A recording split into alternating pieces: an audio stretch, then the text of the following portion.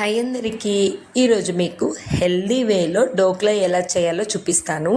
Eno baking soda ఏం వాడకుండా ఇలా ట్రై చేయండి.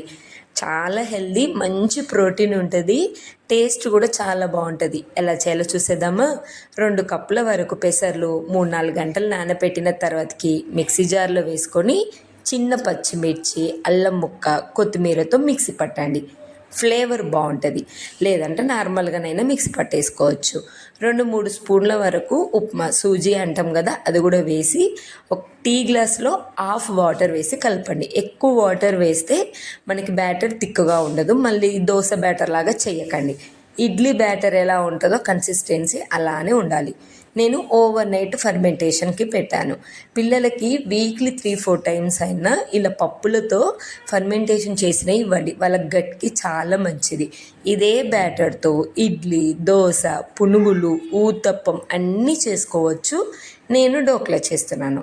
టేస్ట్కి సరిపడా సాల్ట్ వేసి బ్యాటర్ అంతా మిక్స్ చేసుకొని డోక్లా ప్లేట్ ఉంటుంది కదా, దానికి ఆయిల్ అలా అప్లై చేసి బ్యాటర్ ఇలా వేసుకొని ఈవెన్గా స్ప్రెడ్ చేసేసుకోండి.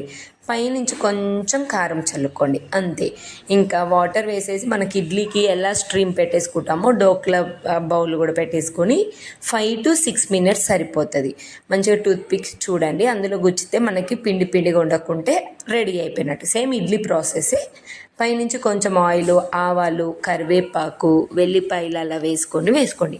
అవి తగులుతుంటే ఆవాలు టేస్టే వేరండి. జీలకర్ర వేయకండి, ఆవాలే వేసి నచ్చిన షేప్లో కట్ చేసుకోండి. ఇందులోకి గ్రీన్ చట్నీ సాస్ బాగుంటుంది. కాకపోతే మా పిల్లలకి ఎలాంటి టిఫిన్ అయినా పల్లి చట్నీ అంటే డ్రై ఫ్రూట్స్ వేసి చేసే చట్నీనే ఇష్టము. అందుకే ఇంకా చట్నీ వేసి ఇలా మార్నింగ్ బ్రేక్ఫాస్ట్కి ఇచ్చేసి